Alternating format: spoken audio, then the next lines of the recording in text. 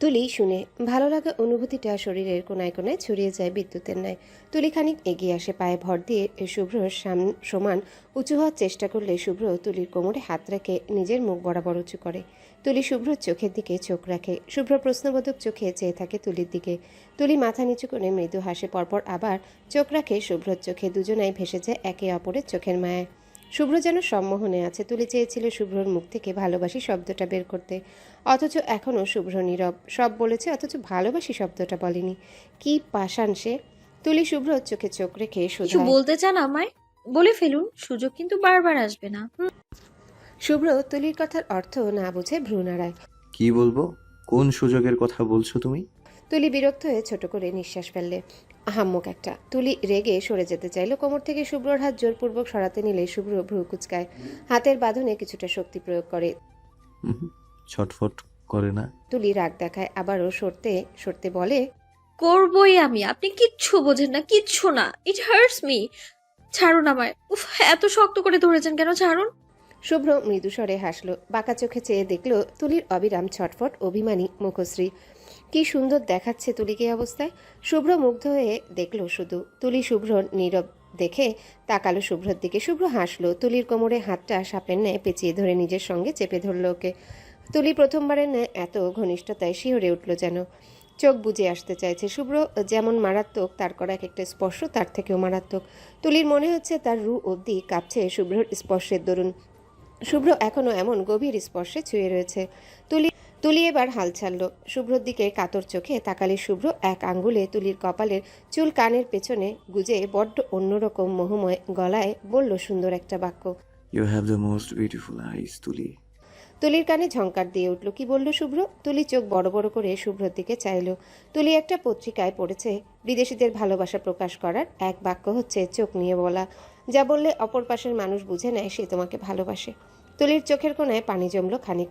এতটা সাধনার পর শেষ অবধি শুভ্র বলল, সত্যি বলল। তুলি আচমকায় শক্ত করে শুভ্রকে জড়িয়ে ধরে তার কাঁধে মুখ লুকালো। বিড়বিড় করে বলল, I love you too. I love you so much. বাকি কথা তুলি আর বলতে পারল না। কান্নায় ভেঙে পড়ল শুভ্রর কাঁধে। শুভ্র শুনছে আর হাসছে। হালকা হাতে তুলির পিঠে মালিশ করে বুঝাচ্ছে। আমি বুঝি সব। I know you loves me. You love me insanely. অনেকক্ষণ তুলি কাঁদল আর অভিযোগ করলো। শুভ্র ধৈর্যবান পুরুষের মতো সব শুনল। অনেকক্ষণ পর তুলি শান্ত হয়ে সরে দাঁড়ালো। শুভ্র ছাড়লো তুলির কোমর। তুলি এবার লজ্জায় মুখ ঘুরিয়ে নিল। এতক্ষণ এভাবে দুজন জড়াজড়ি করেছিল ভাবলেই গায়ে কাটা দিচ্ছে। শুভ্র নিজের গায়ের কুচকানো শার্টটা টেনে ঠিক করে তুলির দিকে তাকালো। তারপর কৌতুক করে তুলির লজ্জা বনত মুখের দিকে চেয়ে বলল, এই শুভ্রর জন্য কারো মনে এত ভালোবাসা জমা ছিল? জীবন তো ধন্য হয়ে গেল আমার। তুলি কান্না মুখেও হেসে ফেলল। শুভ্র তুলি সেই হাসির দিকে চেয়ে দেখল। তারপর এগিয়ে এসে তুলির মুখটা নিজের দিকে ঘুরিয়ে নিয়ে খুব মিষ্টি করে বলল। তুলি লজ্জায় হেসে উঠে মুখ ঘুরিয়ে নিল। শুভ্র নিজের কাঁধে শার্টটুকু তুলিকে দেখিয়ে বলল, দেখো কি অবস্থা করেছো আমার শার্টের। নতুন শার্টটা আমার একদম শেষ। তুলি দু হাতে দু চোখ বাচ্চাদের মতো মুছে বলল। শার্টটা খুলে দিন, আমি ধুয়ে দিচ্ছি। কথাটা বলে শুভ্র দ্রুত সরে গেল দু কদম। তারপর হৈ হৈ করে উঠে বলল। এখনই এসব খোলাখুলি না প্লিজ, আমি শার্ট ধুয়ে দিব কাল। তুলি ভ্রু কুঁচকে তাকালো শুভ্রর দিকে। তার চোখ ছোট ছোট করে বলল, আপনি কি জানেন আপনি সাধারণ ছেলেদের মতো নন? শুভ্র ভ্রু কুঁচকালো, প্রশ্ন করলো। আমি কেমন? তুলি এগিয়ে আনলো নিজের মুখ শুভ্রের মুখের দিকে। দুজনার নাক ছুঁই ছুঁই। শুভ্র তেরা চোখে চেয়ে নিজের মুখটা হালকা পিছিয়ে নিয়ে তুলির দিকে চাইল। তুলি হঠাৎ হেসে শুভ্রর নাকে আঙ্গুল দিয়ে টোকা দিয়ে বলল,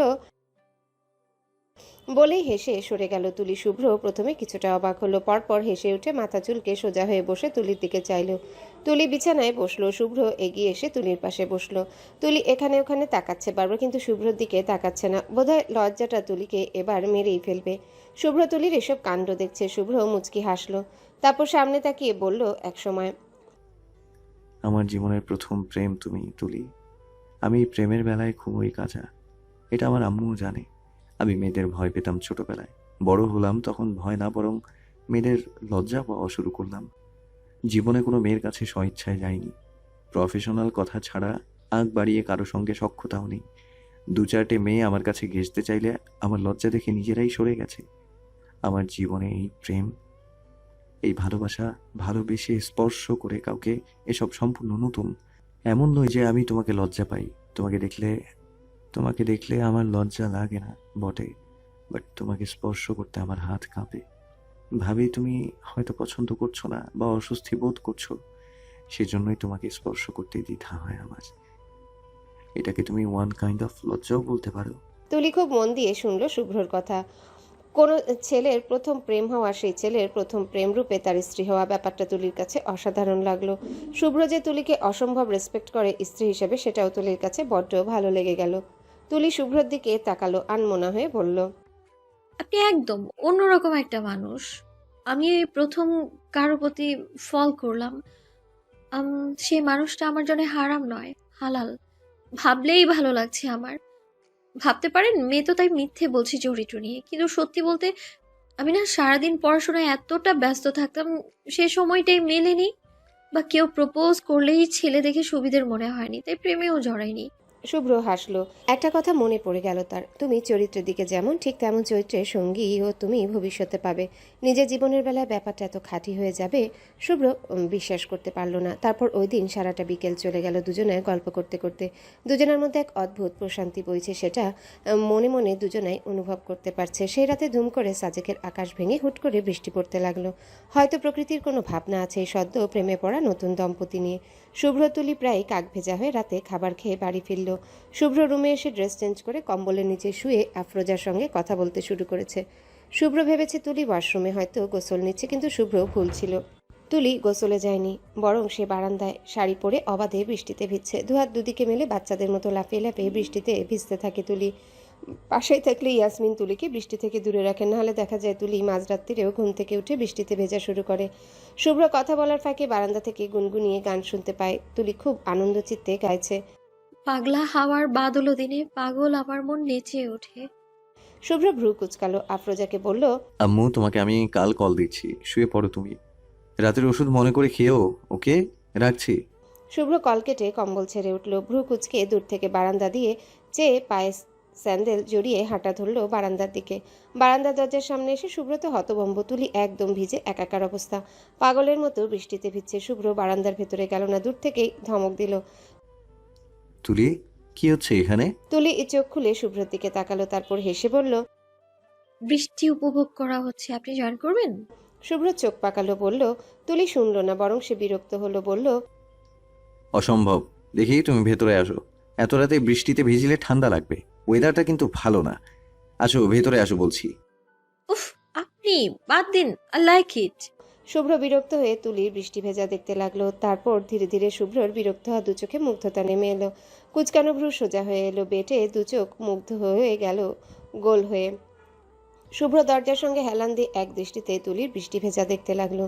তুলি মেয়েটা কিভাবে এতটা আকৃষ্ট করে শুভ্রকে। শুভ্র দেখছে তুলিকে, তো দেখতেই আছে। তুলির চলনভঙ্গি, কথা বলা, হাসা, কান্না, টুকটাক ছেলে মানুষই এইসব শুভ্রকে চুম্বকের মতো টানে। এখন এই যে শাড়ি পরে তুলি বৃষ্টিতে ভিজছে, শুভ্রর মনে হচ্ছে তার বারান্দায় স্বর্গ এসে ধরা দিয়েছে। শাড়ি গায়ে তার স্ত্রী, তার সামনে তারই ভালোবাসা গায়ে মনে মেখে দাঁড়িয়ে আছে। এটা ভাবলেই শুভ্র রোমাঞ্চিত অনুভব করে। আজ দুপুর থেকে তুলির প্রতি শুভ্রর মনোভাব পাল্টে গেছে। তুলিকে কেন যেন এখন আরো বেশি শুভ্রর কাছে অ্যাট্রাকটিভ লাগে, বারবার ছুঁয়ে দিতে ইচ্ছা করে। লজ্জা এতক্ষণ শুভ্র তুলিকে স্পর্শ করেনি, কিন্তু এখন পুরো ঘটনা শুভ্রর বিরুদ্ধে। শুভ্রর মন শুভ্রর বাধা শুনছে না, তার লজ্জারা হার মানছে। শুভ্র উদ্ভ্রান্তের ন্যায় দরজা পেরিয়ে বারান্দায় ঢুকে যায়। কাপড়ের স্যান্ডেল ভিজে চুপসে গেছে। শুভ্রর খেয়াল নেই, শুভ্রর ভিজে চুল বেয়ে বৃষ্টির পানি চোখের কোণা বেয়ে পড়ছে। শুভ্রর সেদিকে মন নেই, সে এগোচ্ছে। তারপর আচমকা পেছন থেকে তুলির হাত টেনে ধরে তুলিকে নিজের সঙ্গে মিশিয়ে নিল। তুলি থমকে গিয়ে শুভ্রর দিকে তাকালো। দুজনের মধ্যে একটুও ফাঁক নেই। তুলি সম্পূর্ণটাই শুভ্রর দখলে আছে। তুলি চোখ বড় বড় করে শুভ্রের দিকে তাকিয়ে আছে। শুভ্র ঠোঁট বেয়ে বৃষ্টির পানি পড়ছে। তুলি একবার সেদিকে চেয়ে ঢোক গিলে চোখ সরিয়ে ফেলল। শুভ্র তুলির ভিজে চুল আঙ্গুল দিয়ে কানের পেছনে গুজে দিল। তুলি চোখ বন্ধ করে ফেলল। ভিজে গায়ে এভাবে শুভ্রর গায়ের সঙ্গে লেপ্টে আছে। ব্যাপারটা তুলিকে ভেতরে ভেতরে একদম শেষ করে দিচ্ছে। তুলি শ্বাস নিতে পারছে না। শুভ্র তুলির কপালে প্রথমবারের মতো চুমু বসালো। ও চুমু এতটা গাঢ় ছিল যে তুলি শুভ্রর বাহু খামচে ধরল। শুভ্র সরে আসলো। তুলি হাঁপড়ের মতো নিঃশ্বাস নিচ্ছে। শুভ্র অবলীলায় তুলির ঠোঁটের দিকে চেয়ে রইল। বৃষ্টির পানি তুলির ঠোঁট বরাবর আসলে তুলি বারবার তার ঠোঁট দিয়ে পানিগুলো পিষে ফেলছে। মুগ্ধ শুভ্রর গায়ে এই দৃশ্য যেন কারেন্ট বয়ে দিচ্ছে। শুভ্র নিজেকে সামলাতে পারল না, বড্ড ছটফটে গলায় জিজ্ঞাসা করলো। Can I kiss you for once? Tuli উত্তর দিল না। শুভ্রর চোখের দিকে কিছুক্ষণ চেয়ে হঠাৎ অদম্য সাহস দেখিয়ে সকল মেয়েলি লজ্জা ভেঙে নিজেই উঁচু হয়ে ঠোঁট বসালো শুভ্রর ঠোঁটে। শুভ্র তারপর প্রায় পাগল পাড়া হয়ে গেল। তুলিকে রেলিংয়ের সঙ্গে ঠেসে মুখটা দুহাতে আগলে পাগলের মতো চুমু খেতে লাগলো। তুলি শুভ্রর সঙ্গে পাল্লা দিয়ে হাঁপিয়ে উঠছে বারবার। শুভ্র পাগল হয়ে গেছে একদম। তুলি সামলাতে পারছে না শুভ্রর স্পর্শকে। তুলি নিজেকে শক্ত করলো, তারপর শুভ্রর পাগলামিতে সায় দিতে লাগলো অবলীলায়। শুভ্র হাত বাড়িয়ে তুলি শাড়ির আঁচলের পিন খুলে দিল। তুলি নিজেও কখন যে শুভ্র শার্টের সব বোতাম খুলে ফেললো নিজেও জানে না। শুভ্র কিছুটা থামলো, তুলিকে ছেড়ে একটু সরে দাঁড়ালো। 2 সেকেন্ডে নিজের পরনের বোতাম খোলা শার্টটা মাটিতে ছুঁড়ে ফেলে আবারও তুলির ঠোঁটে চেপে ধরলো। তুলি শুভ্রকে সামলাতে বারবার খামচি দিতে লাগলো শুভ্র সারা গায়ে। তুলি একসময় হাঁপিয়ে উঠে জোরপূর্বক নিজেকে ছাড়িয়ে নিল শুভ্রর থেকে।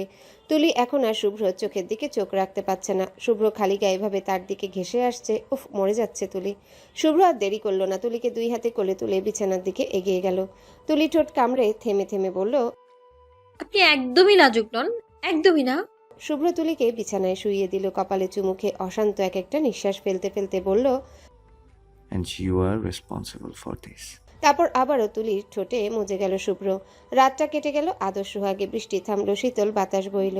অদূরে 2-1 পাখি ডাকলো। শুভ্র তাই ঘেরা এক রাত এভাবেই দুজনের মনে দাগ কেটে গেল। রাতের বৃষ্টি যখন থামলো তখন প্রায় সকাল। সকালের কোমল রোদ বারান্দা থেকে ধরাধরি করে নেমে এসেছে মেঝেময়। পর্দা উঠছে মৃদুমন্দ ঠান্ডা বাতাসে। রাতটা শুভ্র তুলির ভীষণ ভালো কেটেছে। গত রাতটা দুজনের জন্যই স্বপ্নের রাত ছিল। রাতে দেরি করে ঘুমিয়েও দুজনের ঘুমই পূর্ণ। শুভ্রর ঘুমটাই বরাবর তুলির আগে ভাঙল।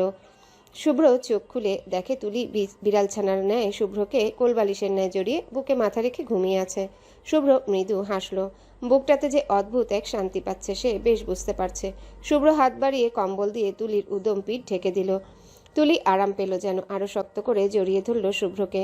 শুভ্রর রক্ত পুনরায় গরম হচ্ছে। আবারও তুলিকে নিজের সঙ্গে রাতের ন্যায় চেপে ধরতে ইচ্ছা হচ্ছে।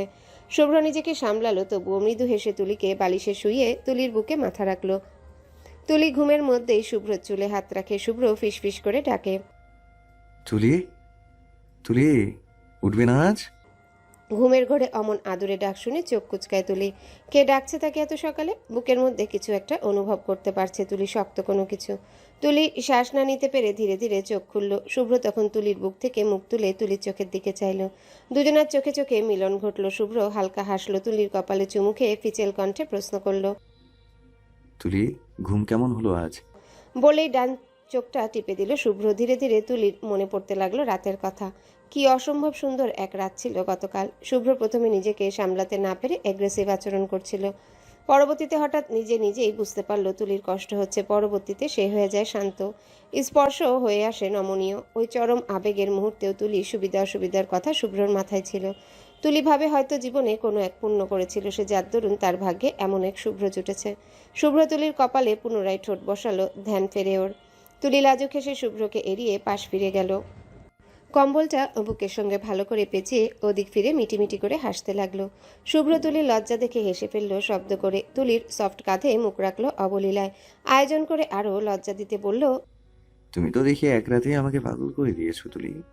Last night was the best, you know. বলেই শুভ্র তুলির গালে হালকা করে ঠোঁট ছোঁয়ালো। তুলি লাজুক হাসলো। লজ্জায় শুভ্রকে কনুই দিয়ে ঠেলে সরিয়ে দিতে চাইলে শুভ্র যেন আরও শক্ত করে জেকে শয়। তুলি কিছুক্ষণ অপেক্ষা করে, তারপর ধিমে আওয়াজে বলে, আমার জন্যেও? শুভ্রর কথার প্রেক্ষিতে তুলির এই উত্তর শুনে একদম অবাক হয়ে যায় শুভ্র। ব্যস্ত ভঙ্গিতে তুলিকে নিজের দিকে ফিরিয়ে নিল। তুলি তখন চোখ প্রায় খিচে শুয়ে আছে। শুভ্রর চোখের দিকে চোখ মেলানোর সাহস আর নেই তুলির মধ্যে। ছেলেটা এমন করে তাকায় যেন চোখ দিয়ে তুলিকে ছয়, গা ভাসায়। শুভ্র তুলির খিচে রাখা চোখে চুমু বসায়। বড্ড ছটফটে গলায় বলল, সত্যি? তাহলে হয়ে যাক আরেকবার। হোয়াটস সে? তুলি বোকা বনে গেল। শুভ্র এটা বলেছে তার বিশ্বাসই হলো না। তারপর মনে হলো কাল রাত থেকে লাজুক শুভ্র বদলে অসভ্য শুভ্র নামক নতুন শুভ্রর জন্ম হয়েছে। সে এমন নির্লজ্জ কথা বলবেই। তুলি চোখ পাকালো শুভ্রর দিকে, বলল, একদমই নয়।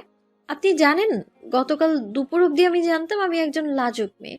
মনে মনে একটু খুশিও ছিলাম সেটা ভেবে, কিন্তু কয়েক ঘন্টা পেরোতেই আপনার অসভ্য রূপগুলো বেরিয়ে এসেছে। আমার ঠোঁট দেখুন অবস্থা নেই।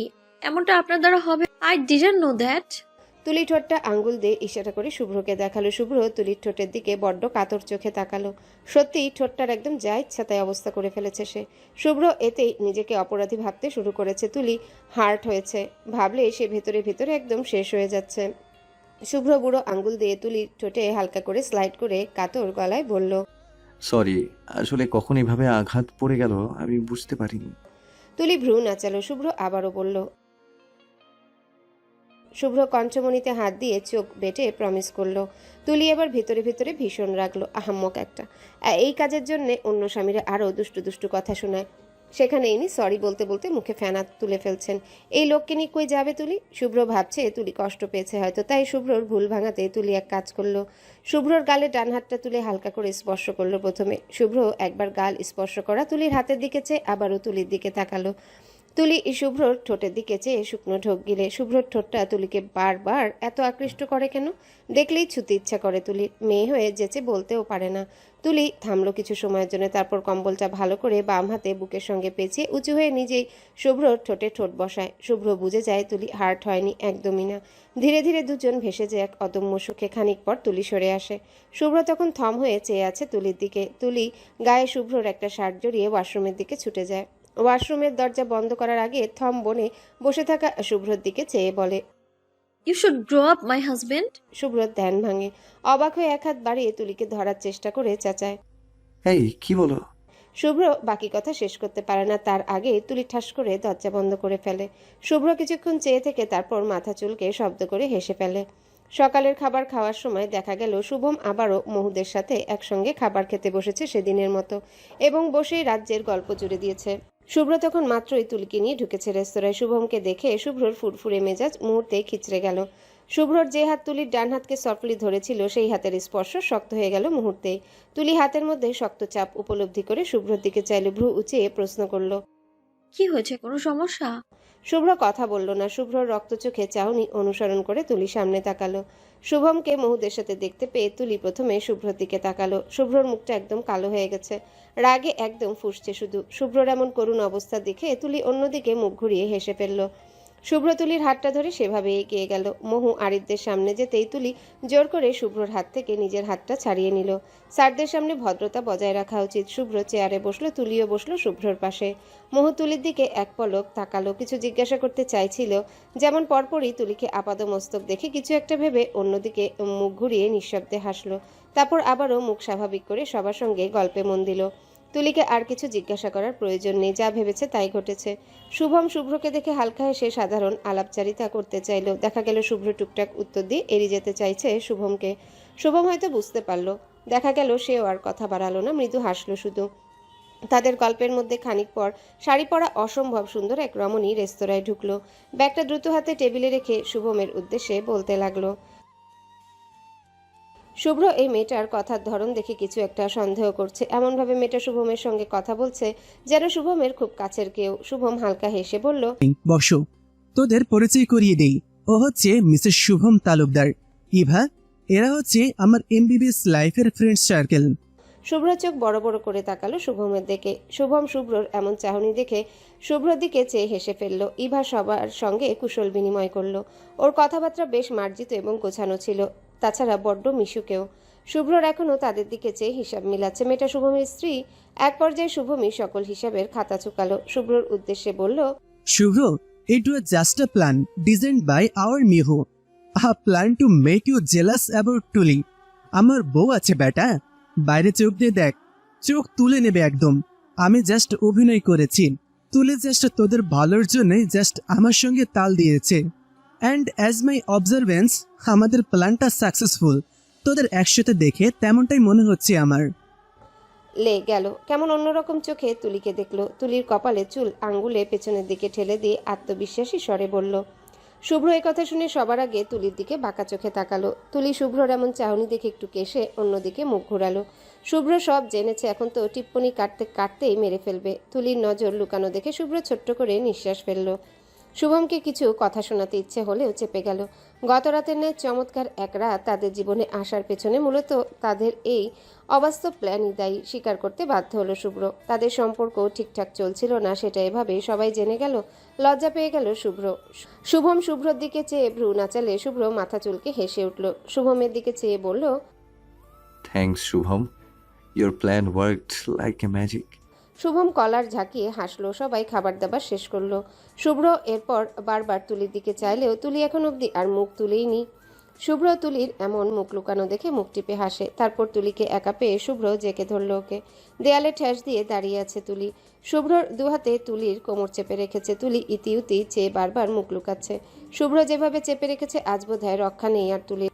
শুভ্র তুলির কপালে চুল আঙ্গুলে পেছনের দিকে ঠেলে দিল। এই কাজটা বোধহয় শুভ্রর সবচেয়ে পছন্দের কাজ। যখনই শুভ্র তুলির মুখোমুখি হয় বারবার হাত বাড়িয়ে তুলির চুল আঙ্গুলে দিয়ে কপাল থেকে সরায়। শুভ্র যখন এমন করে না তুলি তখন কি যে ভালো লাগে। শুভ্রর মধ্যে ডুবে যাচ্ছে মনে হয় তখন। তুলির ভাবনার মধ্যে শুভ্র তুলির থুতনিতে 2 আঙ্গুল ঠেকে ওর মুখটা নিজের দিকে উঁচু করলো। তুলি সরাসরি এবার শুভ্রর চোখের দিকে চাইলো। শুভ্র বাঁকা হেসে টিপ্পনি কেটে বলল, শুভ্রর কাছে আসার এত তাড়া ছিল আপনার? প্ল্যান না করে নিজে থেকে এগিয়ে এলে আমি কি মানা করতাম? শুভ্রর অসভ্য কথায় তুলি লজ্জা পেয়ে গেল। জোর করে নিজের মুখ শুভ্রর থেকে ছাড়িয়ে নিয়ে অন্য পাশে মুখ ঘোরালো। শুভ্র কিভাবে জানবে? তুলি রীতিমতো মরিয়া হয়ে যাচ্ছিল শুভ্রর মুখ থেকে ভালোবাসি কথাটা শোনার জন্য।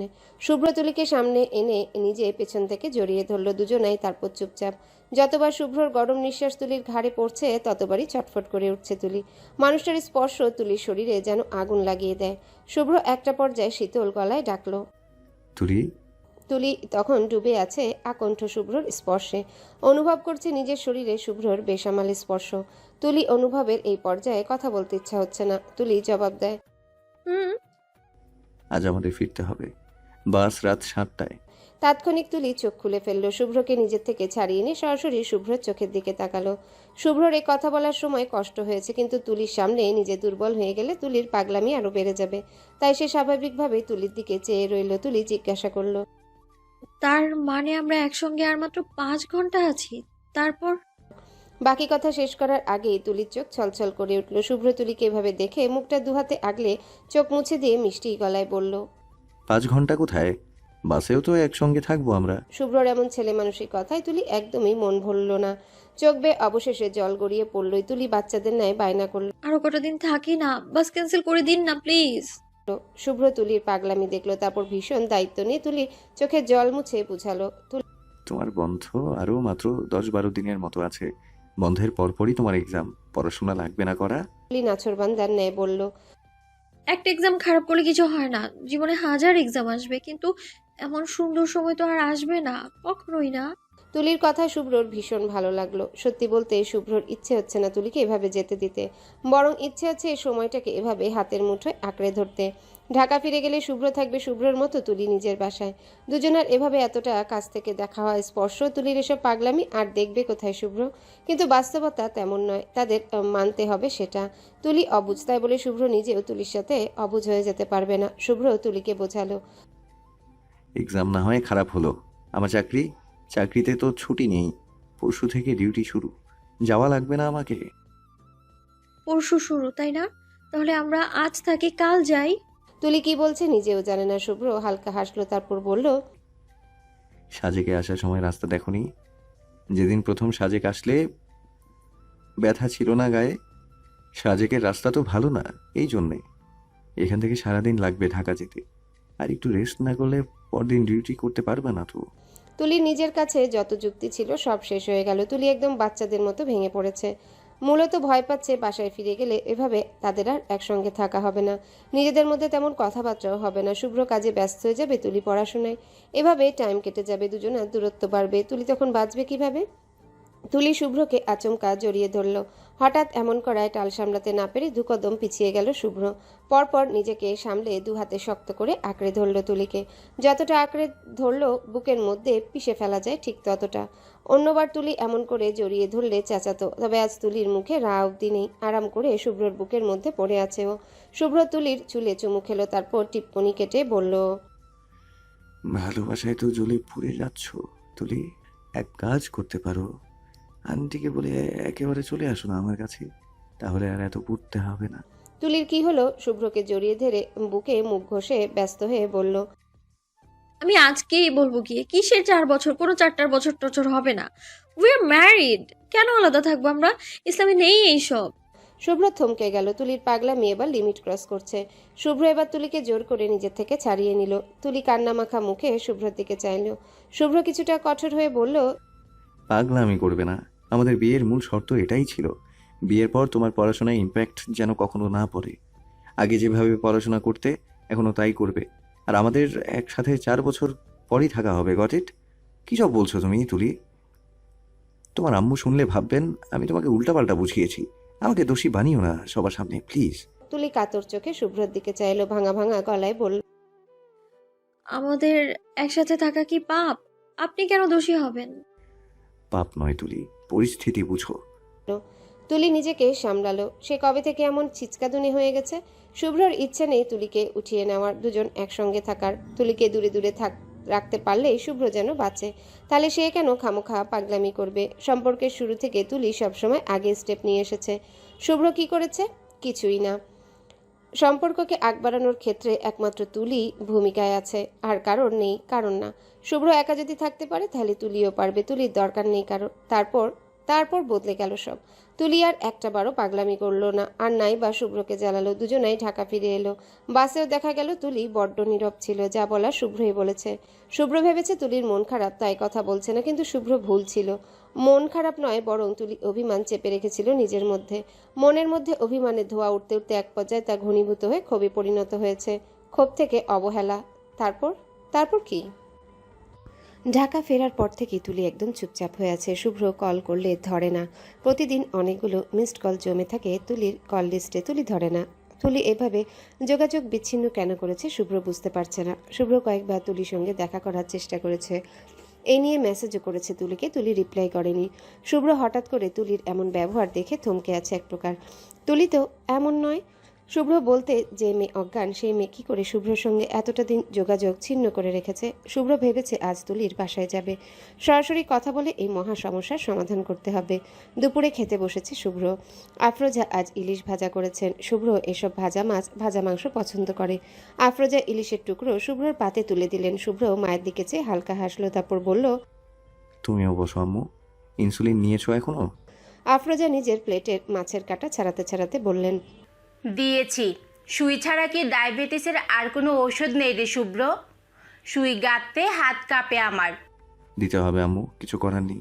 তোমার ডায়াবেটিস মেডিসিন দিয়ে কন্ট্রোলে আসবে না। কথা বলার ফাঁকে শুভ্র নিজের খাওয়া বাদ দিয়ে মায়ের প্লেটের মাছ নিয়ে কাটা ছাড়ালো। তারপর কাটা ছাড়ানো মাছ তুলে দিল এবার আফরোজার প্লেটে। আফরোজা ছেলের এই কাজ দু চোখ ভরে দেখেন। শুভ্র এই কাজ সবসময় করে। ছোটবেলা থেকেই শুভ্র স্বনির্ভর, নিজের কাজ নিজেই করে। তারপর একটু বড় হয়েছে সে, তখন মায়ের দুঃখ বুঝতে শুরু করেছে। আফরোজা প্রথমে একটা মেয়ে নেই বলে আফসোস করতেন। ওটুকু বাচ্চা শুভ্রর এই ব্যাপারটা কি যে গায়ে লাগলো। তারপর থেকে সে ঘরের কাজে আফরোজার সঙ্গে হাত মেলাতে শুরু করে। আফরোজা বকেন ছেলেরা এসব কাজ করে না, আরও কত কি বলেন, শুভ্র বুঝে না। আফরোজা এরপর দমে যান, মানা করার আর কিছু অবশিষ্ট থাকে না। কিন্তু জীবনের এই বৃদ্ধ বয়সে এসে আফরোজা বুঝেন শুভ্র ও না রাজি হয়ে ভালোই করেছে, নাহলে বুড়ো বয়সে এক হাতে ঘরের 16 আনা কাজ আফরোজার একার পক্ষে করা সম্ভব হতো না। শুভ্রর মন আজ নিজের মধ্যে নেই। তার আজ ইলিশেও মন নেই। সে খামোখা হাত দিয়ে ভাত মাখিয়ে যাচ্ছে সে কখন থেকে। আফরোজা ছেলেকেই প্রথম এতটা অন্যমনস্ক হতে দেখলেন। তিনি বিচলিত হয়ে পড়লেন। শুভ্র সাজেক থেকে আসার পর তো ঠিকই ছিল, মন মেজাজ তার ভীষণ ফুরফুরে ছিল। এখন দুদিন ধরে তার ঠিক হয়েছেটা কি? মায়ের মন তো। ছেলের অশান্ত অবস্থা দেখে নিমিষেই চিন্তিত হয়ে যান। আফরোজা শুভ্র চওড়া কাঁধে আলতো করে হাত রাখেন, ডাকেন, শুভ্র। শুভ্র শুনে না, সে এখনো অন্য ধ্যানে মগ্ন। মূলত তুলির কি হয়েছে, শুভ্রর সঙ্গে সবকিছু শেষ করে দেওয়ার মানেটা কি, সেটাই তো বুঝতে পারছে না শুভ্র। আফরোজা থামেন, পরপর শুভ্রর কাঁধে আলতো চাপড় দিয়ে ডাকেন, আয় শুভ্র। ও হ্যাঁ আম্মু, কি বলো? শুভ্র এবার ফিরে তাকায়। আফরোজা থামেন, গাঢ় চোখে ছেলের দিকে চেয়ে থাকেন কিছু সময়। শুভ্র হয়তো আফরোজার চাহনি বুঝতে পেরেছে। সে কিছু না বলে গলা পরিষ্কার করে আবারও খেতে মন দেয়। আফরোজাকে শুভ্র কিছুই জানাতে চায় না। সে চায় না আফরোজা জানুক তাদের মধ্যে কিছু ঠিকঠাক চলছে না। খামোখা চিন্তা করবেন। শুভ্র তো আজ যাচ্ছেই তুলির বাসায়। ঘাটতারা তুলিকে চেপে ধরে সব ঠিক করে দিবে সে, সব। আফরোজা কিছু সময় পর চিন্তিত কণ্ঠে বললেন, শুভ্র, তোর কি হয়েছে বল আম্মুকে। তুই এত আপসেট কেন বাবা? শুভ্র থামে। মায়ের আদুরে কথায় শুভ্রর গলায় যেন কিছু একটা আটকে যায়। আফরোজা ঠিক ছোটবেলার ন্যায় শুভ্রকে কাছে টেনে জানতে চাইলেন শুভ্রর কেন মন খারাপ। ছোটবেলার ন্যায় আফরোজা শুভ্রকে নিয়ে অযথা চিন্তা করবেন ভেবে শুভ্র এবারেও নিজের মন খারাপের কারণ লুকিয়ে গেল। শেষ লোকমা ভাতটুকু খেয়ে কোনো রকম হাত দিয়ে উঠে অন্যদিকে চেয়ে বলল, কিছু না তেমন, চিন্তা করো না তুমি। আমার একটু কাজ আছে আম্মু, আমি রুমে যাচ্ছি। বাসনগুলো নিজে না ধুয়ে ডিশ ওয়াশারে দিয়ে দিও। শুভ্র দ্রুত পায়ে হেঁটে নিজের রুমে চলে যায়। আফরোজা নিজের খাবার খাওয়া থামিয়ে স্থির চোখে ছেলে চলে যাওয়া দেখেন। শুভ্র সেদিন বিকালেই উপস্থিত হলো তুলিদের বাসায়। ইয়াসমিন দরজা খুলে দিলেন। শুভ্র তাকে সালাম করলো। পথে থেকে কিনে আনা চিপস মিষ্টির প্যাকেট ইয়াসমিনের হাতে তুলে দিয়ে বলল, আসলে এদিক দিয়ে যাচ্ছিলাম, ভাবলাম আপনাদের দেখে যাই। শুভ্র মিথ্যা বলেছে, তার এদিকে কোনো কাজ ছিল না। সে একমাত্র তুলির জন্য এসেছে এ বাড়ি। ইয়াসমিন অবশ্য শুভ্রর কথায় ভীষণ খুশি হয়েছে। গতগত হয়ে শুভ্রকে সোফায় বসিয়ে চা করে নিয়ে এলেন। শুভ্র চা খেতে খেতে ইয়াসমিনের সঙ্গে গল্প করছে, কিন্তু ঘুরে ফিরে বারবার চোখ চলে যাচ্ছে তুলির বেডরুমের দিকে। ইয়াসমিন হয়তো বুঝতে পারলেন সেটা। তিনি বলেন, শুভ্র, এত ডেকে এলাম আমি, উঠলই না। তুমি একবার না হয় ডাকো গিয়ে, দেখো উঠে কিনা। কখনো তো এত বিকেল অবধি ঘুমায় না, একবার ডাকলেই উঠে। আজ কি হয়েছে কে জানে। যাও বাবা যাও। শুভ্র যেন এই কথারই আশায় ছিল। চায়ের কাপ ট্রেতে রেখে দিয়ে চলে এলো তুলির রুমে। তুলি ঘুমাচ্ছে না, বরং শুভ্র এসেছে শুনে জোরপূর্বক বিছানায় শুয়ে আছে চোখ বন্ধ করে। কোলবালিশ খামচে ধরে আছে যেন শুভ্রর কোনো কথা শুনে তুলি পুনরায় আবেগ খুইয়ে না বসে। দরজা লাগানোর শব্দে তুলি আরো শক্ত করে কোলবালিশ খামচে ধরে। শুভ্র এগিয়ে আসছে, তার পায়ের শব্দ স্পষ্ট শুনছে তুলি। শুভ্র বিছানায় বসেছে, তুলি চোখ খিচে ধরেছে। তুলি যে ঘুমায়নি সেটা শুভ্র তুলির আচার আচরণ দেখে স্পষ্ট বুঝতে পারছে। শুভ্র হালকা হাসলো। যে মেয়ে শুভ্রর জন্য মরিয়া, তার এত পালাই পালাই ব্যবহার শুভ্রর কাছে অবিশ্বাস্য ঠেকল। শুভ্র পা থেকে ধীরে সুস্থে স্যান্ডেল খুলল, তারপর সোজা তুলির বুকে মাথা রেখে এক টানে লম্বা হয়ে বিছানায় শুয়ে পড়ল। তুলি আচমকা এমন আচরণে থম হয়ে দু চোখ খুলে ফেলল। শুভ্র তুলিকে দুহাতে জাপটে ধরে আছে। তুলি শুভ্রর ভারে চ্যাপটা হয়ে নিঃশ্বাস অব্দি নিতে পারছে না। যখন শুভ্র ধরে নিজের সঙ্গে একদম পিষে ধরে। এ কেমন অভদ্রতা! তুলি ছটফট করা শুরু করলো, বলতে লাগলো, ছাড়ুন আমায়, কাঁচা ঘুম এভাবে ভাঙিয়ে দেয়া এটা কেমন অভদ্রতা, ছাড়ুন বলছি।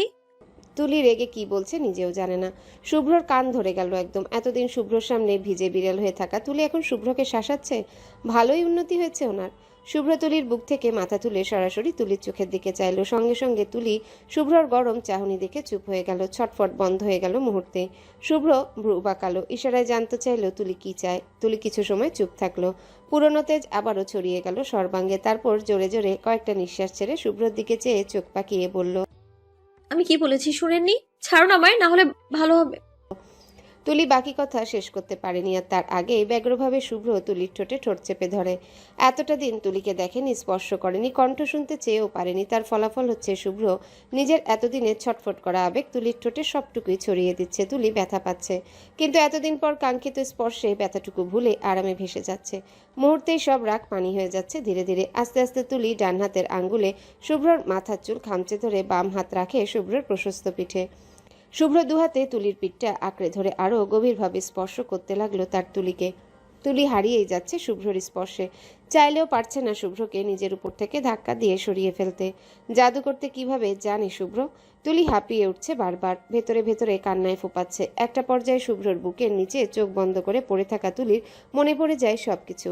এত সহজে সে শুভ্রের কাছে ধরা দিবে না। শুভ্রকে বুঝতে হবে তুলি অভিমান করেছিল। নিজের মূল্যটুকু শুভ্রকে বোঝাতে হবে। ভাবনার মধ্যেই তুলির চোখ বেয়ে জল গড়ায়। শুভ্র চোখ বন্ধ অবস্থায় তার গালে অশ্রুর স্পর্শ পায়। তুলি কাঁদছে। শুভ্র অবাক হয়ে তুলির ঠোঁট ছেড়ে দিয়ে বিস্ময় নিয়ে তুলির কান্না দেখে। তুলি শুভ্রর থেকে মুখটা সরিয়ে নিয়ে অন্য পাশে ফিরে চোখ মুছে। শুভ্র এবার ভয় পেয়ে যায়। তুলি শুভ্রর উপর রাগ করেছে। কদিন হয়েছে তাদের বিয়ের, এর মধ্যেই শুভ্র তুলিকে কাঁদিয়ে ফেলেছে। শুভ্র ভীষণ অপরাধবোধে ভুগে তুলির মুখটা ধরে নিজের দিকে ফিরিয়ে নিয়ে চোখের জল মুছে ব্যস্ত হয়ে প্রশ্ন করে, তুলি, তুমি খাচ্ছো কেন? আমি কিছু করেছি? তুলি উত্তর দেয় না। শুভ্র এবার অধৈর্য হয়ে ধমকে ওঠে, তুলি, এই মেয়ে, তাকাও আমার দিকে, লুক অ্যাট মি। তুলি চায় না, সরাসরি অগ্রাহ্য করে শুভ্রকে। শুভ্র হাত ছেড়ে তুলির নাছর বান্দার মতো কাজটুকু দেখে। তুলি অন্য পাশে চেয়ে শুয়ে আছে, নাইবা শুভ্রর দিকে তাকাচ্ছে। শুভ্র অনেক চেষ্টা করলো তুলির সঙ্গে কথা বলার, কিন্তু তুলিও কোনো সুযোগই দিল না। শুভ্র একটা সময় রেগে গেল। রেগে বিছানা থেকে উঠে টেবিলে জোরে ঘুষি মারল। মুহূর্তেই তার হাত লাল টকটকে হয়ে এলো।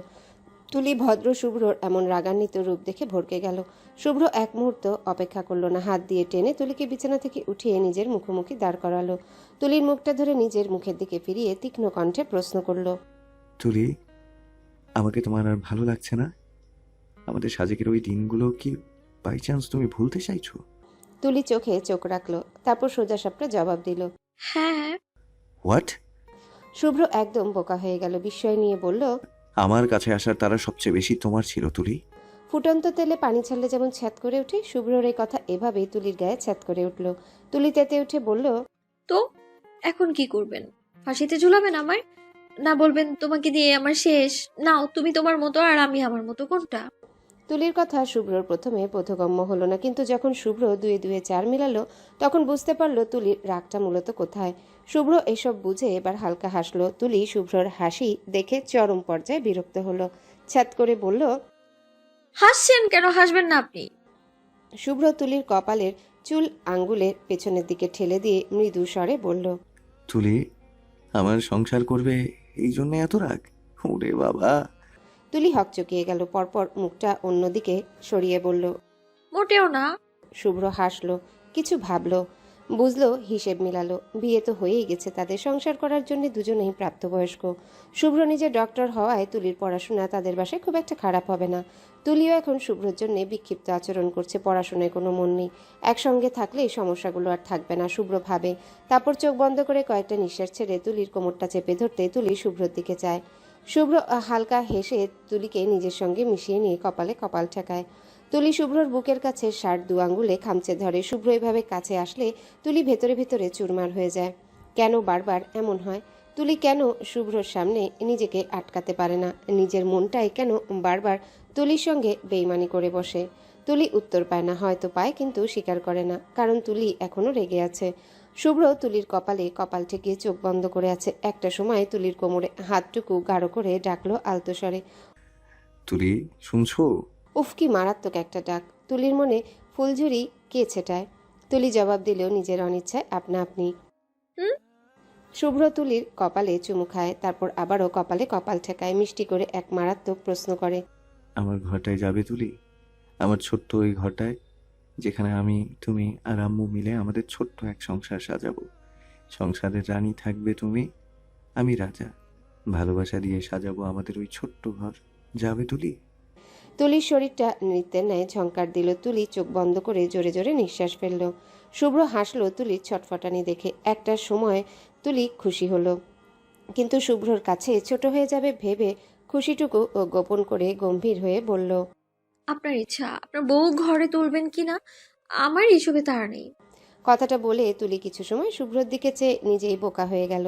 তার তাড়া নেই, এ কথাটা নিজের কাছেই মারাত্মক হাস্যকর শোনালো। গত কয়েকদিন শুভ্রর সঙ্গে যেমন ব্যবহার করেছে তাতে কোনো পাগলেও বুঝবে কার তাড়া বেশি ছিল। শুভ্র ভ্রু বাঁকিয়ে তুলির দিকে চেয়ে আছে। তুলি অস্বস্তিতে হাঁসফাঁস করে অন্যদিকে চেয়ে নিজের বোকা ভাবটুকু আড়াল করার জন্য মিনমিন করে বলল, এইভাবে তাকান কেন?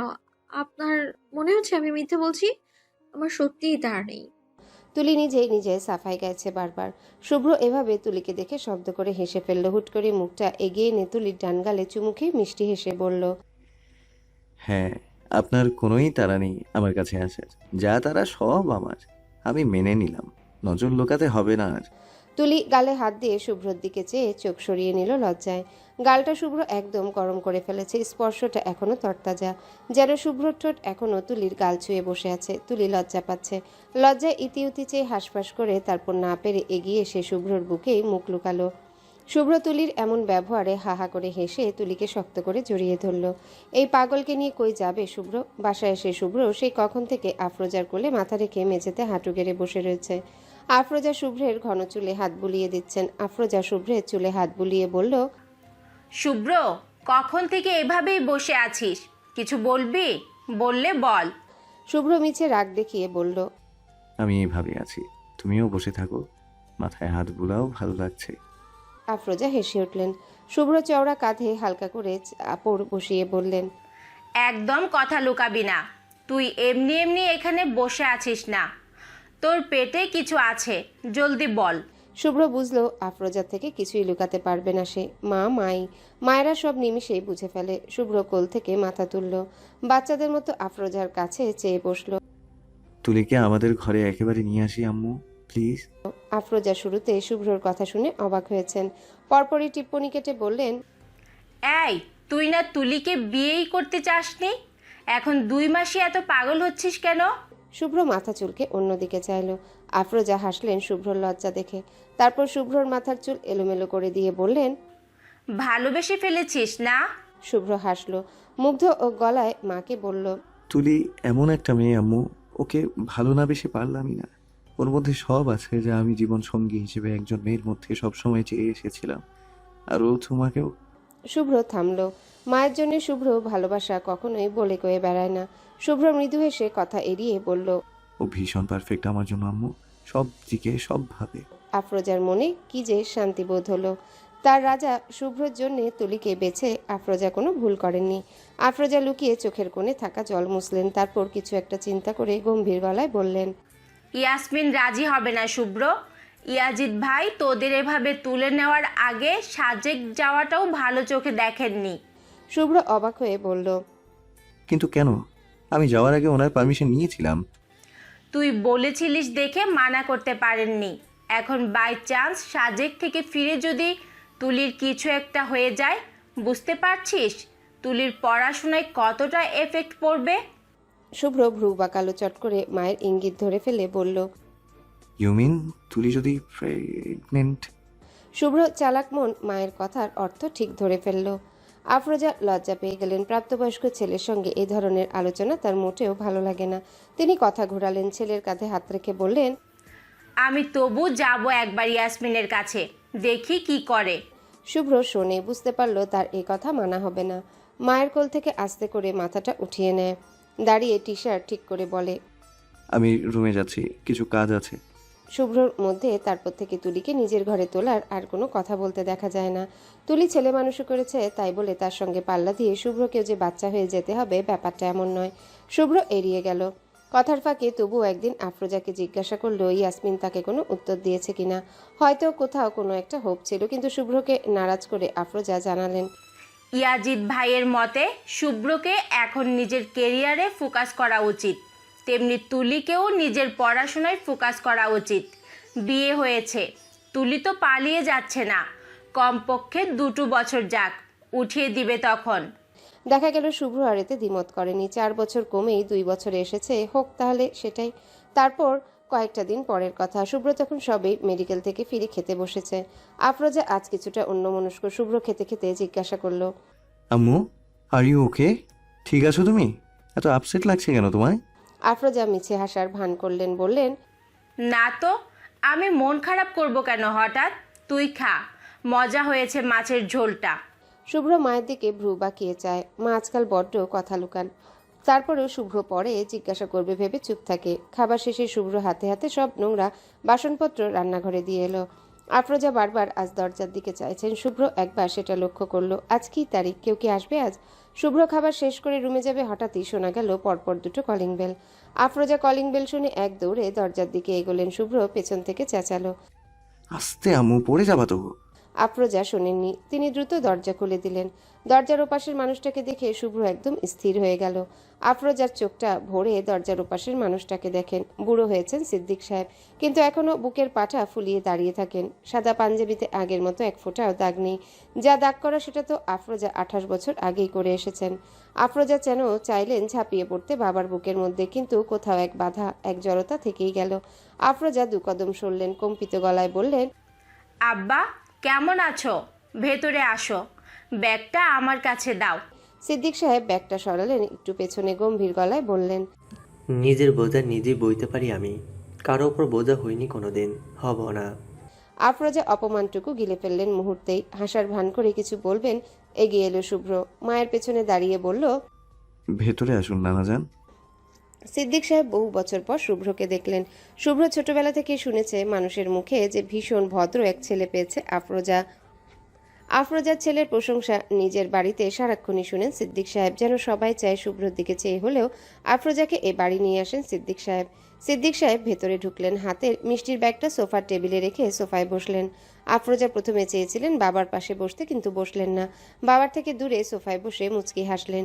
শুভ্র মায়ের পাশে সোফা ঘেঁষে দাঁড়িয়ে আছে, ভ্রু কুচকে নানাজানের এক এক কাজ দেখছে। এই যে নানাজান বারবার চোখ ঘুরিয়ে তার ঘরের সাজসজ্জা দেখছেন, সেটাও লক্ষ্য করলো শুভ্র।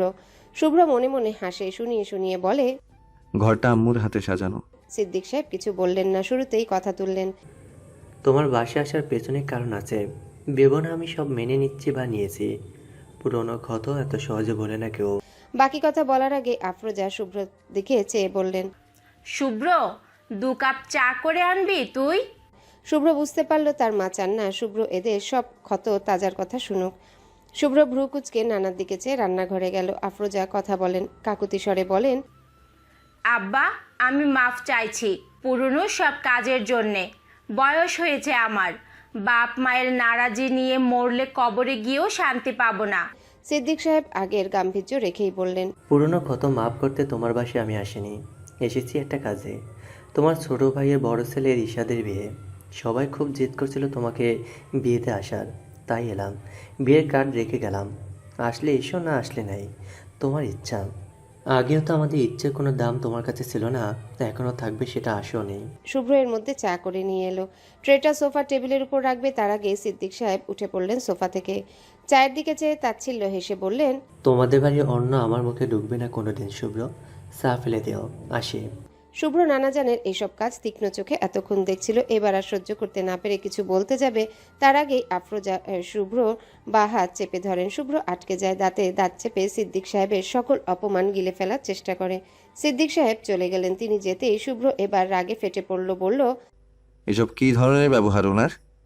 আম্মু, তোমাকে উনি এভাবে বাড়ি বয়ে অপমান করে গেল, তুমি নিজে না কিছু বললে আর না আমাকে কিছু বলতে দিলে। বিয়ে করেছিলে তোমরা, বাচ্চা অ্যাবর্শন করার মতো নোংরা মানসিকতা ওদের ছিল। It's all about their fault, not yours. কেন এভাবে মুখ বুঝে ও বাড়ির সব কথা সহ্য করো বলো তো? আফরোজা চোখের জলটুকু মুছে নিয়ে চায়ের ট্রে নিয়ে কিছু না বলে রান্নাঘরে চলে গেলেন। শুভ্র মায়ের পিছু পিছু এলো। আফরোজা চা বেসিনে ফেলে কাপ ধুতে ধুতে বললেন, ব্যাগ গোছা, আমরা কাল তোর নানার বাসায় যাব। আব্বা বিয়ের দাওয়াত দিতে এসেছিলেন। শুভ্র এবার চেঁচালো, বলল, কেন যাবে তুমি বিয়েতে? তারপর সবাই আরো 5টা কথা শোনাক, তুমিও শোনো। হাই প্রেশার তোমার, খেয়াল আছে সেটা? যদি কিছু হয়ে যায়? কি হবে, বেশি মরে যাব? আফরোজা কথাটা হেসে এসে বললেও শুভ্রের কাছে মোটেও কথাটা একটুও ভালো লাগলো না। সে কিছুক্ষণ মায়ের দিকে হাঁ করে চেয়ে থাকলো, পরপর দরজায় ঘুষি দিয়ে রেগে মেগে নিজের ঘরে চলে গেল। আফরোজা বুঝতে পারলেন শুভ্রর সামনে দুনিয়ার সবচেয়ে জঘন্য কথাটা বলা হয়ে গেছে। আফরোজা নিজের কাজে নিজেই বিরক্ত হয়ে গেলেন। চায়ের কাপ জায়গায় রেখে শুভ্র রুমে গেলেন। শুভ্র লাইট বন্ধ করে শুয়ে আছে বিছানায়। আফরোজা যেতেই শুভ্র ওপাশ ফিরে গেল। আফরোজা হাসলেন। ছেলের মাথার পাশে বসে আলতো করে চুলে হাত রাখলে শুভ্র রাগ দেখিয়ে শোনায়, আম্মু, আমি ঘুমাবো, তুমিও যাও। আফরোজা ছেলের চুলটা টেনে দিয়ে বললেন, ঘুমা, আমি চুল টেনে দেই। সারাদিন রুগীদের সাথে থেকে চুল থেকেও হসপিটালের গন্ধ আসছে। শুভ্র তেরা কণ্ঠে বলে। তুমি মিথ্যে বলবে না আম্মু, আমি রোজ শ্যাম্পু করি। আফরোজা হার মানলেন, তারপর চুল টেনে দিতে দিতে বললেন, শুভ্র, চল না বিয়েতে যাই আমরা। না। শুভ্রর স্পষ্ট জবাব। আফরোজা বললেন, তোর নানা এত দূর অবধি নিজে এসে দাওয়াত দিয়ে গেলেন, যাবি না? ওটাকে দাওয়াত দেয়া বলে না, বাড়ি বয়ে যেচে অপমান করতে আসা বলে। নিজের বাবাকে নিয়ে এমন কথা শুনে আফরোজা ছেলের পিঠে থাপ্পড় বসান। চুপ, নানা নানুকে নিয়ে কি এমন কথা বলে না। শুভ্র হার মানল। আম্মু তার একদম অন্ধ। বাবা মায়ের করা হাজারটা অপমান তার চোখে পড়ে না। নিজের কোন আমলে করা একটা কাজ, তাও যা কোনো অপরাধ বলে মনে করে না শুভ্র, সেটার অপরাধ বোধ থেকে সারাটা জীবন অন্যের খোটা অপমান গিলে গেলেন। শুভ্র নীরব থেকে আফরোজা কিছু ভেবে হেসে বললেন, বিয়েতে আমরা তুলিকেও সাথে নিয়ে যাব, ঠিক আছে? শুভ্র এবার এপাশ ফিরল, এক হাত মাথার নিচে বালিশে রেখে বাঁকা চোখে বলল, আমার দুর্বল জায়গায় হাত দিয়ে লাভ নেই আম্মু। যে বাড়িতে তোমার নিজেরই মূল্য নেই, সেই বাড়িতে আমার বইয়ের মূল্য থাকবে, সেটার আশাও করি না আমি। আফরোজা বাদ সাধলেন, বললেন, ধুর, এমন করবে না ওরা। ও বাড়ির সবার সঙ্গে আমার কথা হয়, শুধু আব্বাই রেগে আছেন, আর কেউ রেগে নেই আমাদের উপর। শুভ্র তবুও শুনল না। আফরোজা এবার থামলেন, কিছুক্ষণ নীরব থেকে তারপর একসময় কেমন মরা কণ্ঠে বললেন, আমি আমার নিজের বাড়ি একটাবার যেতে চাই শুভ্র। সেই যে বিয়ে করে এসেছি আর যাইনি কখনো। কেউ বলেইনি যাওয়ার জন্যে। আজ কেউ বলেছে, স্বয়ং আব্বা বলেছে আমাদের যাওয়া উচিত, না হলে তার আশাটাকে অপমান করা হবে। আমি একবার আব্বাকে ছোট করেছি, আরেকবার করার সাহস আমার নেই।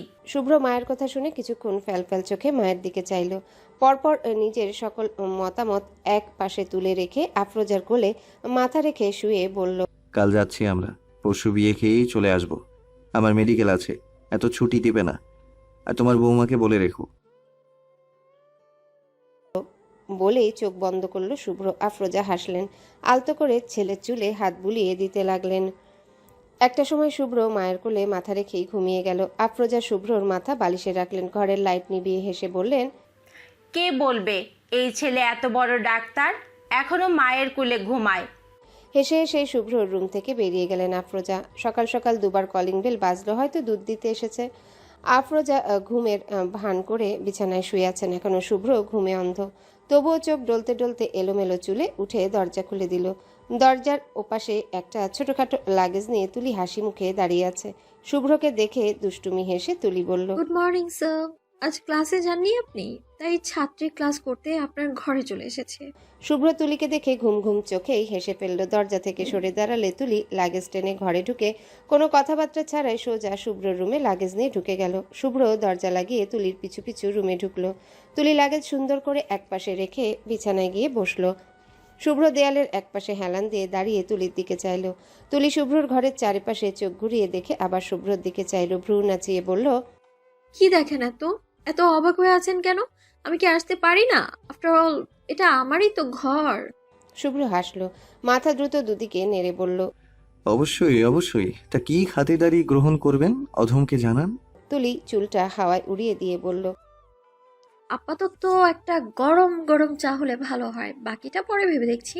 শুভ্র কম না টিপ্পনি কেটে বলল, গরম গরম চায়ের সাথে কটা গরম গরম চুমু, হাউস দ্যাট? খাতিরদারির কোনো কমতি রাখবো কেন? চায়ের সঙ্গে একদম খাসা চুমু বোনাস হিসেবেও দেয়া হবে। কাম। কথাটা বলে তুলির দিকে হাত বাড়িয়ে দুষ্টু হেসে এগোলো শুভ্র। তুলি ভ্রু বাঁকিয়ে তাকালো, তারপর বসা থেকে উঠে দু কদম পিছিয়ে বলল, এত গরম গরম জিনিস খেলে আমার বদ হজম হবে। আপাতত চাই এনাফ, ওটাই নিয়ে আসুন। শুভ্র তবুও এগিয়ে এলো, তার ঠোঁটে প্রগাঢ় দুষ্টু হাসি। তুলির কাছাকাছি এলে তুলি শুভ্রর বুকে হাত রেখে ঠেলে দিতে চাইল, অথচ তুলি অমন শক্ত দেহখানা এক চুলও সরাতে পারল না। শুভ্র তুলির কোমরে হাত রেখে চেপে ধরল নিজের সঙ্গে, ওকে তুলিও এবার হার মানল। শুভ্রর গলায় হাত গলিয়ে দুহাতে গলা জড়িয়ে ধরল।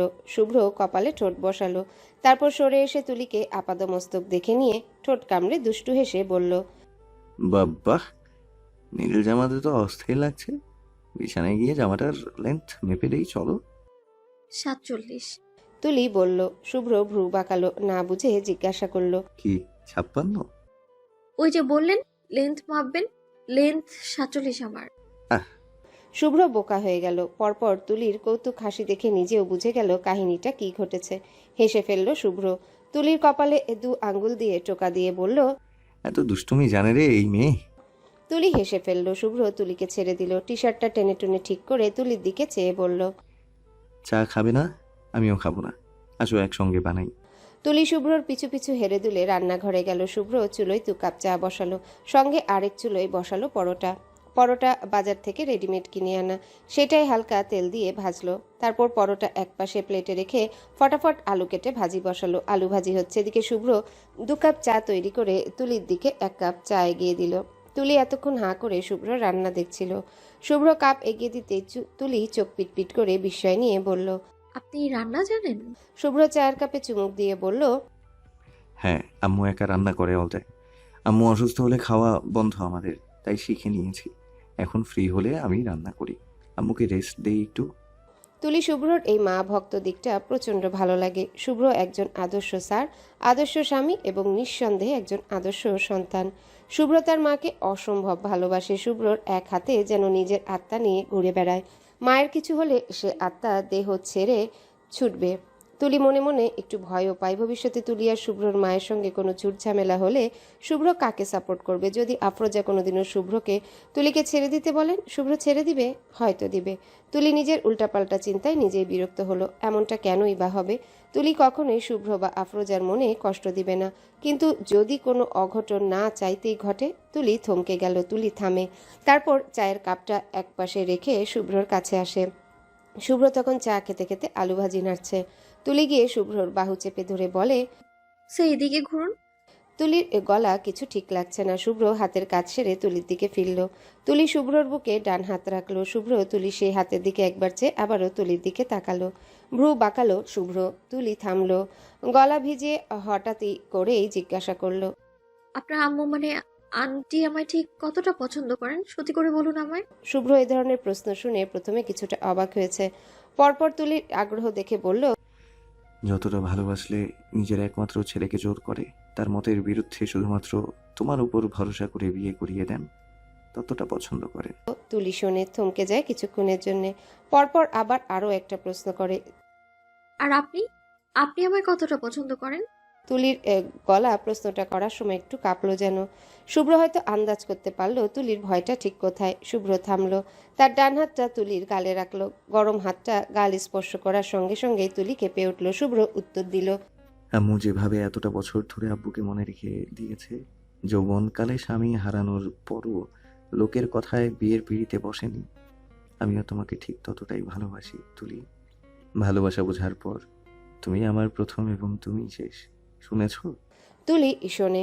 গলাটা কাঁপলো বোধহয় খানিক। তুলি আবেগে নিজেকে সামলাতে না পেরে জড়িয়ে ধরল শুভ্রকে। শুভ্রও জড়িয়ে ধরল। শুভ্র বুঝতে পারছে উত্তরটা তুলির মনোপুত হয়েছে। শুভ্র হাফ ছাড়ল। তুলি সন্দেহ করেছিল মায়ের জন্য কোনোদিন শুভ্র তুলিকে ছেড়ে দিবে কিনা, অথচ শুভ্র জানে তার আম্মু যে সবসময় ছেলে সুন্দর এক সংসারের স্বপ্ন দেখেন। তার পক্ষে কোনোদিনও তুলিকে ছেড়ে দেওয়ার কথা মাথায় আসবে না। তুলি অবুঝ, এবারই আসুক, কটা দিন গেলে নিজেই বুঝে নেবে। হঠাৎ নাকি কিছুর পোড়ার গন্ধ পেলে শুভ্র তুলিকে ছেড়ে দিল। দ্রুত গিয়ে আলু ভাজি চুলো থেকে নামিয়ে নিল। পোড়া গন্ধে পুরো রান্নাঘর ছড়িয়ে গেছে। তুলি ঠোঁট উল্টে বলল, জ্বলে গেছে নাকি? শুভ্র আলু ভাজি নেড়ে চেড়ে দিল। তারপর কাতর কণ্ঠে বলল, এভাবে রান্নাঘরে তোমার এত প্রেম পেলে তো বিপদ তুলি। ঘরের সবার তাহলে জলা খাবার খেতে হবে। ও গড! দুপুরের তীব্র রোদ গায়ে পড়ছে। সূর্যের তীব্রতাটা আজ অনেকটাই বেশি। শুভ্ররা তৈরি হয়ে নিচে নেমেছে। শুভ্র গাড়ি পার্কিং থেকে বের করে সামনে আনলো। আফরোজা পেছনে উঠে বসলেন। তুলি সামনে আর শুভ্র ড্রাইভ করছে। গাড়ি চলছে। শুভ্র গাড়িতে সফট মিউজিক ছেড়ে দিয়েছে। তুলি জানালার দিকে চেয়ে আছে। আফরোজা আজ সাথে আছেন দেখে তুলি মাথায় ওড়না তুলে রেখেছে, কিন্তু বাতাসের ঝাপটায় ওড়না বারবার পড়ে যাচ্ছে। দেখা গেল তুলি এক প্রকার হিমশিম খাচ্ছে ওড়না সামলানো নিয়ে। আফরোজা পেছন থেকে তুলির ওড়নার সাথে যুদ্ধ করা দেখছেন, তাই তিনি আগ বাড়িয়ে বললেন, এই তুলি, উড়না পরে রেখেছিস কেন এত গরমে? গাড়িতে আমি আর শুভ্র ছাড়া আছে কে? মাথায় কাপড় দেওয়া লাগবে না। শুভ্র এবার তুলির দিকে চাইলো, বলল, খুলে ফেলো প্রবলেম হলে। তুলি যেন হাঁপ ছাড়ল। মাথা থেকে কাপড় সরিয়ে গলায় জড়ালো। আফরোজা চোখ বন্ধ করে শুয়ে আছেন। ঘুমিয়ে পড়েছেন বোধহয়। তুলি জানালার দিকে চেয়ে আছে। শুভ্র এই ফাঁকে আফরোজার দিকে একবার তাকিয়ে সতর্ক হয়ে নিল। পরপর বাম হাতটা দিয়ে আলগোছে তুলির নরম ডান হাতখানা চেপে ধরল। সঙ্গে সঙ্গে তুলি সতর্ক হয়ে শুভ্রর দিকে চেয়ে পিছনে একবার আফরোজাকে দেখল। না, ঘুমাচ্ছেন। তুলি শুভ্রর দিকে চাইল। শুভ্র এক হাতে গাড়ি ড্রাইভ করছে। তুলি ফিসফিস করে বলল, এত প্রেম গাড়িতে না দেখালে চলে না? শুভ্র আস্তে কণ্ঠে বলল, বেডরুমেই তো দেখাতে চেয়েছিলাম, সুযোগই দিলে না। শেষের কথাটা কাতর কণ্ঠে বলল শুভ্র। তুলি ভ্রু বাঁকিয়ে প্রশ্ন করল, এমন করে বলছেন যেন কতদিনের উপোস আপনি। 2 সপ্তাহ 14 ঘন্টার উপোস আমি তুলি। তুলি বুঝল না শুভ্রর কথা। কি গুনল শুভ্র? তুলি প্রশ্ন করল। 2 সপ্তাহ 14 ঘন্টা মানে? শুভ্র এবার দুষ্টু হাসে। তুলির দিকে চেয়ে চোখ টিপে বলে, সাজেকে সেই রাতের কথা ভুলে গেছো? বৃষ্টি ভেজা রাত, ভেজা শাড়িতে তুমি, আমাদের গরম হানিমুনের বিছানা। ওয়াও, আমি আর ভাবতে পারছি না এমন রাত বারবার আসুক। তুলি শুভ্রর এমন বেলাজ কথা শুনে কেসে উঠল। থতমত খেয়ে বলল, অসভ্য পুরুষ, আপনার মুখে লাগাম দিন। লাগাম কার জন্য দিব? তোমার জন্য? বউ না তুমি আমার? শুভ্র একের পর এক বেলাজ কথা বলছে আর তুলি বারবার খিচিয়ে উঠছে। শুভ্র যেন আজ থামছেই না, সিসিমপুরের ন্যায় চলছেই তার বেলাজ কথাবার্তা। তুলি তাই শুভ্রকে থামাতে এক পর্যায়ে তেতে উঠে বলল, আপনি যদি এখন দয়া করে চুপ থাকেন তাহলে আজ রাতে যেটা চাইছেন সেটা পাবেন। তাও চুপ থাকেন, আমার কান জ্বলছে। উফ আল্লাহ। জন্মের পর শুভ্র নানা বাড়ি প্রথম এলো। মায়ের দুঃখের শুরুটা তার নানা বাড়ি ছিল বিধায় কোনোদিনও এখানে আসার ইচ্ছাও জাগেনি। তবে আজ আফরোজার জোরাজুরিতে আসতে হলো। শুভ্র চৌধুরী বাড়ির গেটের সামনে দাঁড়ালো। আফরোজার কাঁধে হাত রেখে এগিয়ে গেল সামনে। তুলি পেছন পেছন আসছে। শুভ্রদের নানা বাড়ি খুব বিশাল, 20 ডেসিমেল জায়গার উপর করা চৌধুরী ভবন। তুলি বাড়িটা বড্ড বিস্ময় নিয়ে দেখছে। বাড়ির ভিতরে মস্ত বড় দুটো পুকুর, একটা পুকুরে কয়েকটা বাচ্চা গোসল করছে, আরেকটা পুকুরে জাল ফেলা বাগানো আছে। তুলি এসব দেখছিল। অনেক বছর পর আফরোজা বাপের বাড়ি এসে আবেগপ্রবণ হয়ে গেলেন। তার চোখ দুটো ছলছল করছে। আফরোজাদের বাড়ির ভিতর ঢুকতে দেখে চৌধুরী ভবনে হইচই লেগে গেল। দৌড়ে কটা মেয়ে ফুপু বলে আফরোজার পাশে ঘিরে ধরল। পেছন পেছন এলো ভাইয়ের বউরা। সবাই আফরোজাকে বড্ড আদর করছেন। হালচাল জিজ্ঞাসা করলেন। আফরোজার কথা কি বলার আছে, সে তো মাতোয়ারা বাড়ির সবার আচরণ দেখে। এক পর্যায়ে সবার নজর গেল শুভ্রর উপর। শুভ্র তাদের তাকানো দেখে সালাম করলো। আফরোজার বড় ভাইয়ের বউ ফাহিমা এগিয়ে গেলেন। শুভ্রর মুখটা আদর করে দেখলেন, তারপর হেসে আফরোজাকে বললেন, আমাদের শুভ্র তো খুব বড় হয়ে গেছে, তা আপা ছেলে বিয়ে দিবা না? বউ কবে আনবা ঘরে? আফরোজা কিছু বলতে যাবেন তার আগে শুভ্র হালকা হেসে তুলিকে কাছে আসতে ইশারা করলো। তুলি ধীর পায়ে শুভ্রর পাশে এসে দাঁড়ালো। শুভ্র পরিচয় করিয়ে দিল। মামি, আমার স্ত্রী প্রত্যাশা হোসেন তুলি। শুভ্রর কথাটা বলার সাথে সাথে সম্পূর্ণ ঘর নীরব হয়ে গেল। ফাহিমা অবাক চোখে তুলিকে দেখছেন। সবার চোখ তুলির উপর পড়তেই আপাদমস্তক কুকড়ে গেল তুলি। এভাবে তাকে দেখছে কেন সবাই? ফাহিমা কিছুক্ষণ পর হাসার ভান করে তুলির মুখটা ধরে খুব বললেন। সুন্দরী, শুভ্রের সঙ্গে মানিয়েছে। পাশ থেকে ছোট ভাইয়ের বউ উর্মিলা বলে বসলেন। আহ চুপ, ওদের ভেতরে নিয়ে আসো। ফাহিমা কথা শেষ করতে দিলেন না উর্মিলাকে। উর্মিলা মুখটা কাচুমাচু করে আফরোজাদের নিয়ে ভেতরে গেলেন। তুলির একদমই তাদের কথাটা ভালো লাগলো না। তানিকে কি হয় শুভ্রর? তুলি বাকি কিছু ভাবতে পারে না। তার আগেই তুলিকে বাচ্চা কাচ্চারা ঘিরে ধরলো। সবাই আফরোজাদের নিয়ে একটা ঘরে এলো। ঘরে বিছানায় শুয়ে আছেন একজন বৃদ্ধ মহিলা। মহিলাটি আফরোজার মা খোদেজা বেগম। তিনি এখন বিছানায় থাকেন, প্রসাব পায়খানা সবই বিছানায় করেন। তার জন্যে কাজের লোক রাখা হয়েছে, তিনি দেখভাল করেন আফরোজার মায়ের। আফরোজা মায়ের পাশে এসে বসলো। শুভ্র দাঁড়ালো খোদেজার মাথার পাশে। শুভ্র একবার স্যালাইন দেখলো, স্যালাইন চলছে তার। শুভ্র পাশে থাকা ফাহিমাকে জিজ্ঞাসা করলো, হ্যালো বন্ধুরা, পরবর্তী পার্ট খুব তাড়াতাড়ি আসবে, তো সবাই অপেক্ষায় থাকো। আর চ্যানেলটি যারা এখনো সাবস্ক্রাইব করোনি তারা পরবর্তী পার্ট দেখার জন্য চ্যানেলটি সাবস্ক্রাইব করে রেখো। ধন্যবাদ সবাইকে, আমাদের সাথেই থেকো।